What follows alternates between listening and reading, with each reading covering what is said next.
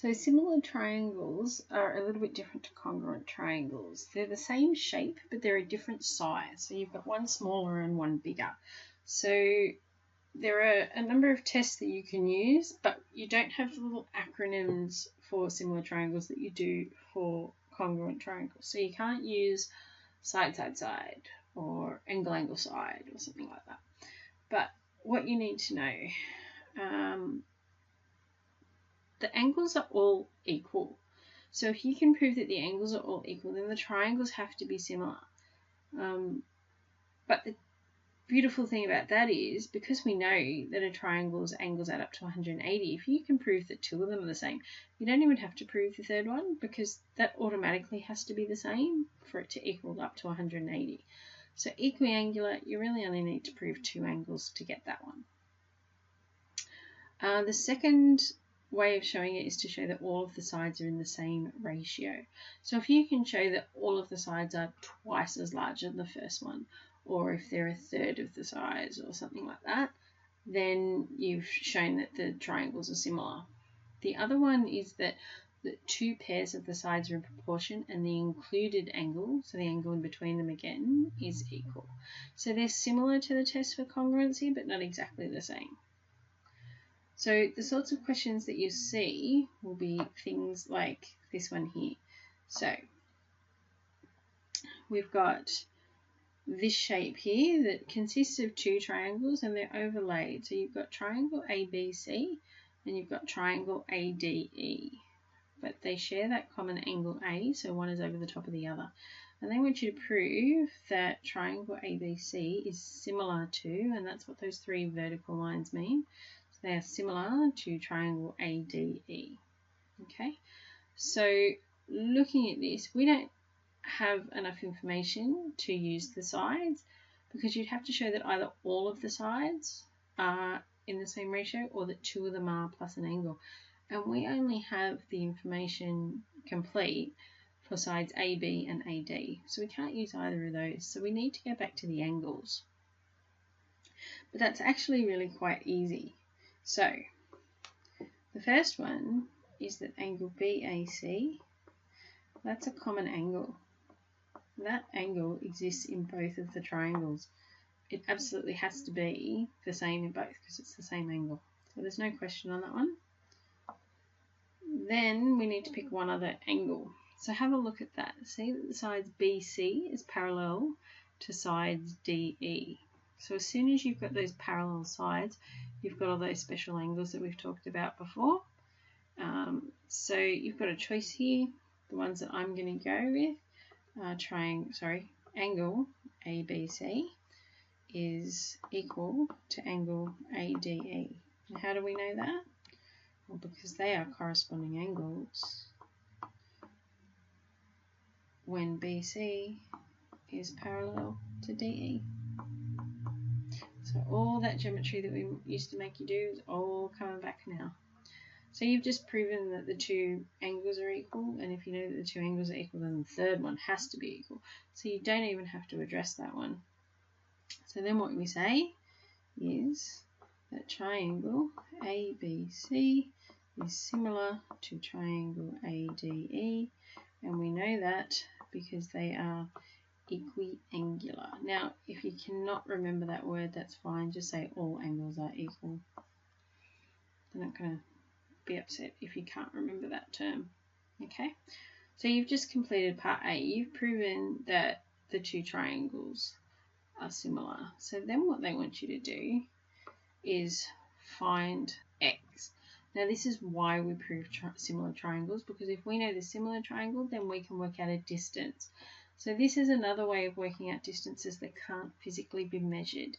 What we do is we compare, say, the height of something that we do know to something that we don't, and we look at the shadow that it casts and we measure it from there, or something like that. We bring it back to triangles that we can measure, and then we use this idea to work out the stuff that we can't. So when we talk about the ratios of the sides, what that means is this side DE corresponds to BC, and then side DA corresponds to BA. Okay, so I'm just going to write down what we just said there.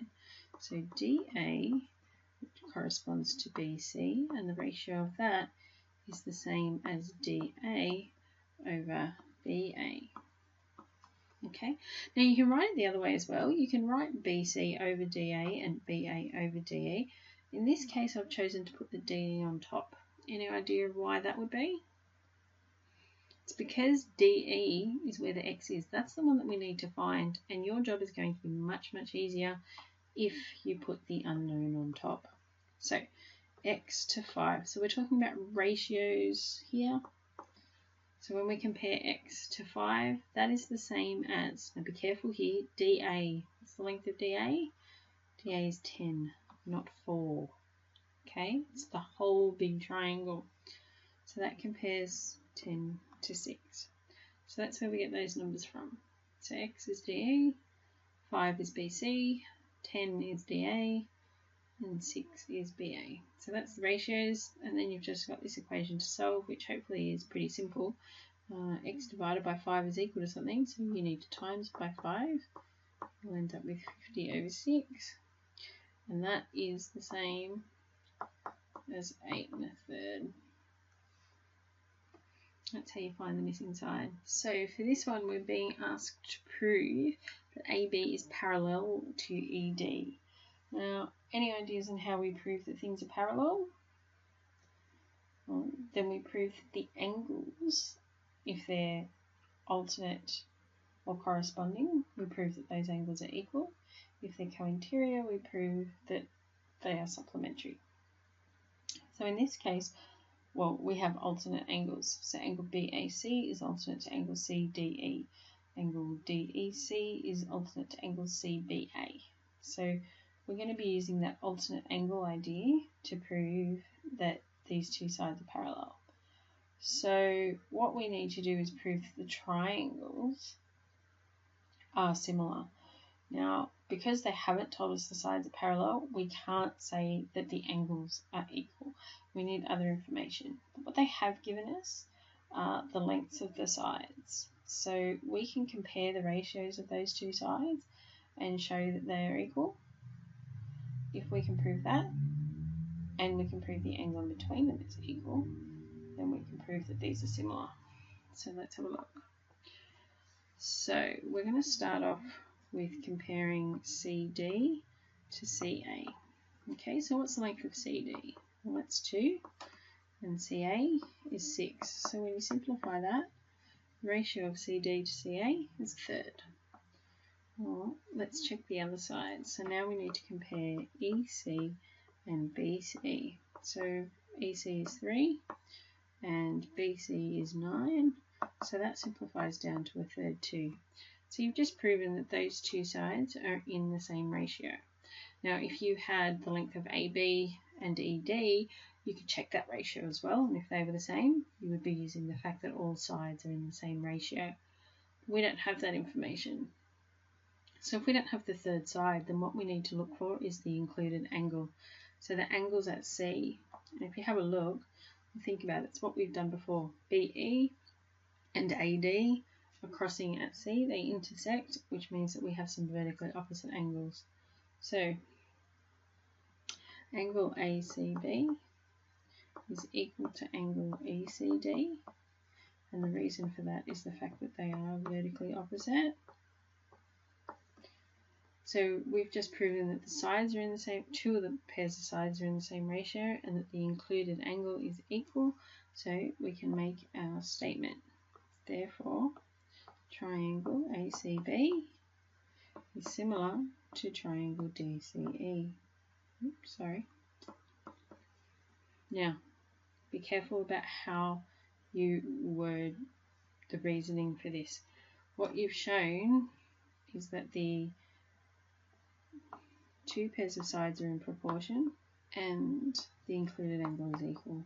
So if you've just proven that these are similar triangles, then what does that mean?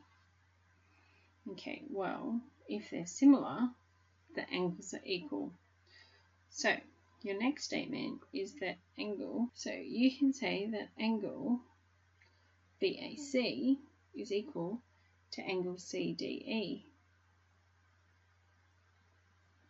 And the reason for that is the fact that they are corresponding angles in similar triangles. Well, if those angles are equal, alternate angles are equal, the lines have to be parallel. So therefore, AB is parallel to ED because the alternate angles are equal. So some of these proofs get quite convoluted. You have to go around proving a whole bunch of other stuff to get to your end point. But that's how we use the similar triangles to prove that things are parallel. Okay, the ratio of intercepts. This works on a similar idea to the triangles that we've just been looking at, the similar triangles. So if you were to make triangles with these transversals, you'd be able to show these sides are in the same ratio because we've got a whole bunch of corresponding angles and therefore they're matching sides. So they have to be in the same ratio. You don't actually have to go through all that proof though, because it's an accepted fact in mathematics, so you can just use the fact that the ratio of intercepts in parallel lines are equal. So what that means, looking at that first diagram, is that UV over VW, so this one here, UV over VW, is equal to XY over YZ. Okay? So it'll make more sense when we start seeing it in an example. So let's have a look at this one. So we need to find the value for x, and we have been given this diagram. Well, let's start comparing the ratio of intercepts. So x over 7 is equal to, so what corresponds to x? Well, that would be 3. What corresponds to 7? That would be 10. It doesn't matter where the x is or the y or whichever letter they give you, always put it on the top. Just makes life easier. So if x over 7 is equal to 3 over 10, then x equals 3 times 7 over 10. So x is equal to 2.1. That's all it is. Now remember, what have I skipped? The reason. So you have to be able to say because the ratio of intercepts.